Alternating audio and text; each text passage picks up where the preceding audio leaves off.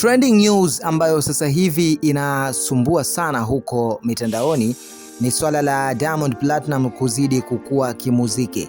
Diamond ni msanii mojawapo kutokea hapa Afrika Mashariki ambaye anazidi kupeperusha bendera ya muziki kimataifa zaidi.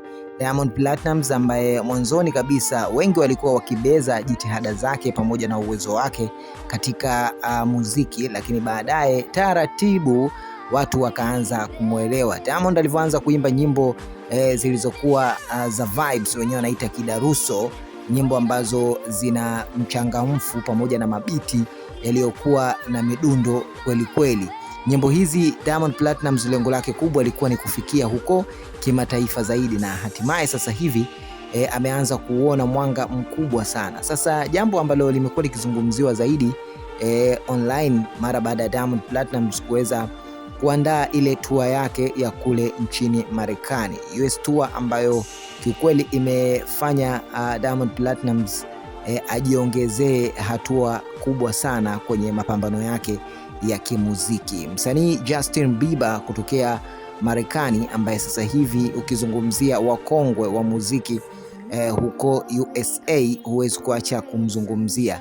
Justin Bieber ameonekana kumsurprise Diamond Platnumz alipokuwa akiperform kwenye US tour, mojawapo ya majukwaa makubwa ambayo Diamond Platnumz alikuwa akitamani siku zote kwenda kutumbuiza, jambo ambalo limekuwa likiwachanganya baadhi ya wadau wengi na kusema kwamba Diamond sasa hivi bwana hashikiki na hakamatiki, licha ya kuwa baadhi ya watu mwanzoni walidhani Diamond Platnumz alikuwa akilipia ili kwenda kukutana na mastaa wakubwa, lakini Diamond jitihada pamoja na nguvu kubwa ambayo anaiwekeza kwenye muziki wake ndio ambayo inamfanya aweze kufikia mafanikio makubwa, pengine ambayo watu wengi wamekuwa wakiyachukulia poa poa. So Diamond, kuhusiana na swala zima la yeye kuweza kufika na kuvunja rekodi za mataifa mbalimbali, ndio nia yake kubwa. Kitu ambacho sasa hivi amekuwa akikitamani kwa ukubwa zaidi ni kupanda kwenye majukwaa makubwa, kushinda tuzo kubwa kubwa kama Grammy,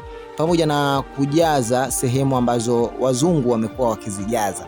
Sasa hii hapa imekuwa ni kama stage ya kwanza, au huu umekuwa ni mwanzo bora kwa mwaka 2026 kwa Diamond Platnumz kuweza kuarusha na kuvibe na wazungu, kwa sababu unajua sio kitu cha mchezo kuweza kuimba nyimbo zako then rangi nyeupe wazungu wakawa wanazijua na wana vibe nazo.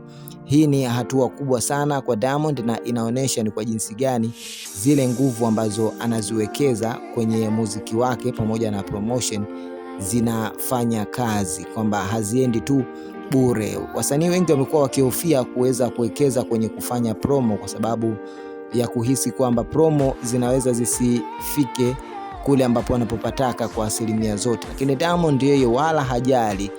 Akishafanya tu tafiti zake na kuona kwamba kitu kina umuhimu na msaada kwenye career yake ya muziki, huwa hajiulizi mara mbili. Yeye huwa anatia pesa na then mambo mengine yanaendelea, na hii ndio sababu Diamond Platnumz anazidi kukua na anaingiza pesa mingi sana. Siku zote unaambiwa ukiwekeza pesa na unatengeneza mifumo ya kuvuta pesa zaidi. So katika kuamini principle hii, Diamond Platnumz ndo anazidi kukua na anazidi kusonga mbele kwa kupiga hatua zilizokuwa smart moves na kujitengenezea pesa nyingi. Ukizungumzia wasanii matajiri sasa hivi hapa Tanzania, utamwongelea Diamond Platnumz kwa makubwa ambayo anayafanya na mali ambazo amekuwa akizimiliki yeye kama yeye.